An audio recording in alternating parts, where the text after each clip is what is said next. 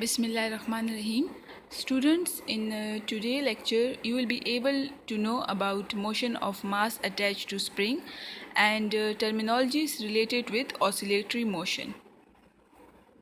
So first we are going to discuss mass attached to a spring is simple harmonic motion. Okay. So in this topic we will actually prove that in mass attached to a spring the end result is that acceleration is directly proportional to negative of displacement. So when this equation comes, so it means that this thing or this mass attached to a spring, it is simple harmonic motion. Okay, that's why it is obeying that equation. So for this we will consider a spring which is attached with a mass or a block. Okay, so what we will do, we will apply force on that block and we will stretch that spring towards our right. But remember this, one end of the spring is fixed and other is movable. ठीक है, एक and जो है मास का वो fix होगा, दूसरा जो है वो मूवेबल होगा. हम स्प्रिंग को जो है वो कंप्रेस करेंगे, उस पर फोर्स अप्लाई करेंगे, उसे खींचेंगे अपनी तरफ. So what will happen then, again the block will move towards its equilibrium position. अपनी वो इक्विलिब्रियम पोजीशन जो है या मीन पोजीशन जो है उस पर वो अगेन आएगा. ठीक है, सो वो क्यों आएगा, बिकॉज उस पर अगेन वो रिस्टोरिंग फोर्स उस पर अप्लाई हो रही है. ठीक है, हमने तो जो फोर्स उस पर अप्लाई की है तो उस पर रिस्टोरिंग फोर्स अप्लाई हो रही है जो कि ये स्प्रिंग इस पर अप्लाई करे और वो उसे वापस अपनी मीन पोजीशन पर लाएगा और उससे भी थोड़ा सा आगे लेफ़्ट की तरफ वो मूव करेगा. नाउ अगर आप इस फिगर को देख लें, इसमें ये सेंटर वाल जो है figure A. So in this, if you look at this figure A, so the mass and the spring are in its original position.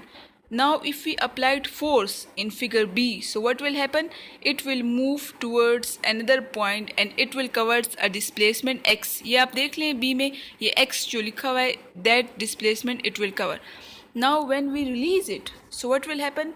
The mass will again move towards its mean position O and then it will cover some displacement towards left. ठीक है, third figure में देख लें that C1, so it covers some displacement more and that is clearly observed in the C figure.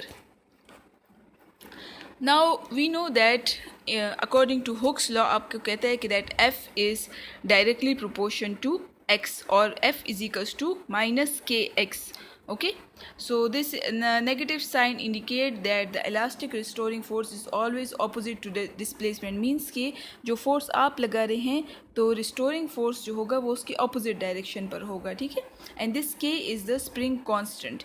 ठीक है, because we are in this case we are discussing the spring, so that's why this is a spring constant. So what will happen then, it will move again towards its mean position and then will cover some displacement x in the opposite direction. Now we know that according to Newton's law, आप जानते हैं वो होता है F is equals to ma. You know this equation very properly. You know this, that what is this Newton's law. Okay, F is equals to ma.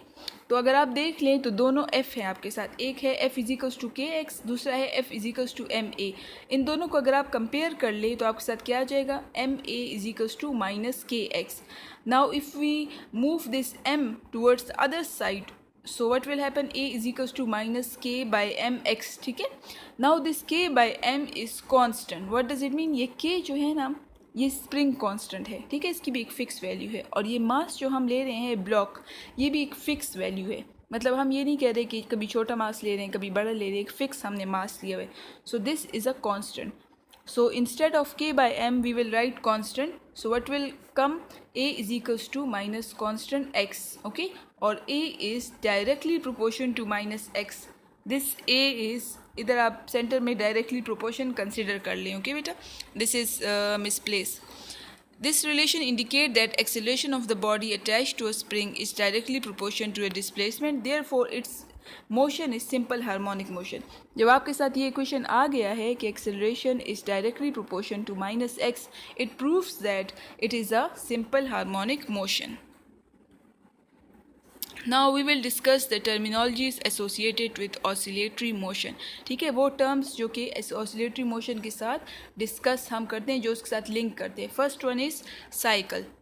One complete round trip of vibratory motion about mean position. ठीक है, cycle क्या होता है?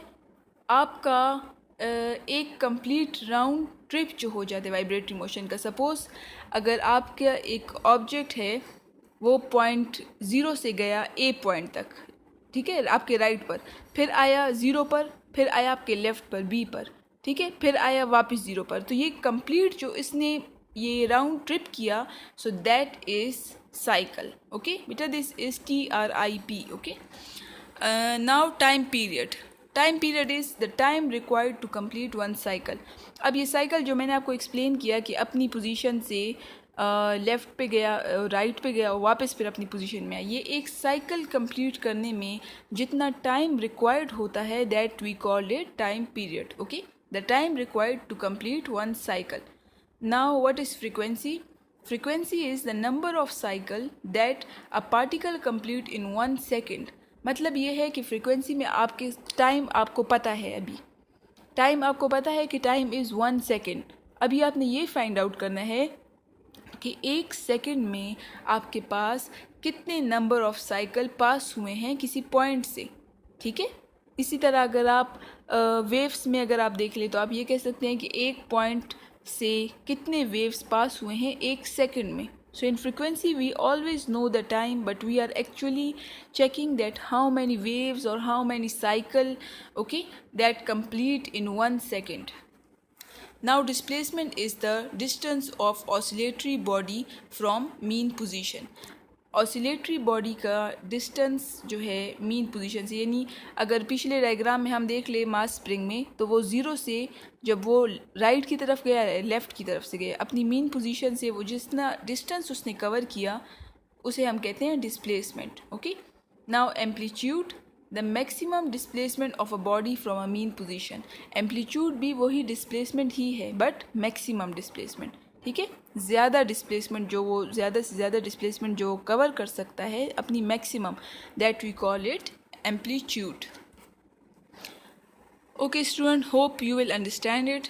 Now your assignment is that you will do example number 1 and 2 from your book. Okay, आप लोग की book में जो दो एग्जाम्पल्स है, एग्जाम्पल 1 और एग्जाम्पल 2, ये दोनों आप लोगों ने करनी है पेजेस पर, एंड सेंड मी दैट और ईमेल मी और send me the pictures and revise your topic. Okay.